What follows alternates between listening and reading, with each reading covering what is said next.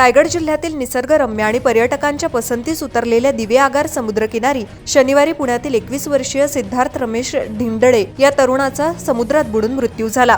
सिद्धार्थ हा पुण्यातील हवेली तालुक्यातील शिवदर्शन चाळ परिसरात रहिवासी असून तो आपल्या मित्रांसोबत सहलीसाठी दिवे आगार इथे आला होता। शनिवारी दुपारच्या सुमारास मित्रमंडळी समुद्र किनाऱ्यावर फिरत असताना सिद्धार्थनं किनाऱ्यालगत असलेल्या गणेश विसर्जनाच्या ठिकाणी पोहण्यासाठी समुद्रात प्रवेश केला। सुरुवातीला परिस्थिती सामान्य होती, मात्र काही क्षणातच समुद्रातील लाटांचा वेग अचानक वाढला। भरतीच्या वाढत्या लाटा आणि ओहोटीच्या तीव्र प्रवाहामुळे सिद्धार्थचा तोल गेला आणि तो खोल पाण्यात ओढला गेला। ही बाब लक्षात येताच त्याच्या मित्रांनी आरडाओरड करत मदतीसाठी धाव घेतली, तसंच स्वतःही त्याचा शोध घेण्याचा प्रयत्न केला। मात्र समुद्रातील प्रचंड प्रवाहामुळे त्याला शोधणं अत्यंत कठीण झालं। घटनेची माहिती मिळताच सिद्धार्थचा भाऊ रोहन ढिंडळे आणि इतर मित्रांनी तात्काळ दिघी सागरी पोलिसांशी संपर्क साधला। पोलिसांनी त्वरित घटनास्थळी धाव घेत शोध मोहीम सुरू केली।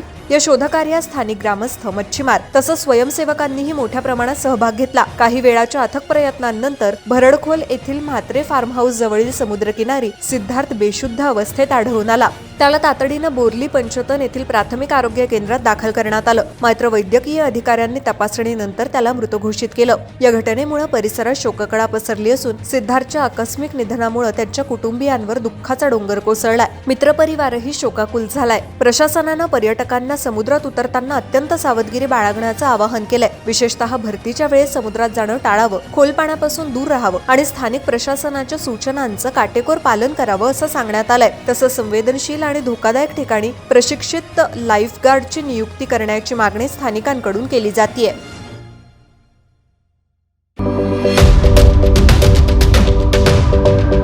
यूट्यूबवर सुद्धा रायगड टाइम्स सर्च करा आणि पहा रायगडच्या कानाकोपऱ्यातील प्रत्येक बित्तम बातमी। आणि हो, लगेचच सबस्क्राईब बटनवर क्लिक करायला विसरू नका। रायगड टाइम्स, आपलं चॅनल, आपला आवाज।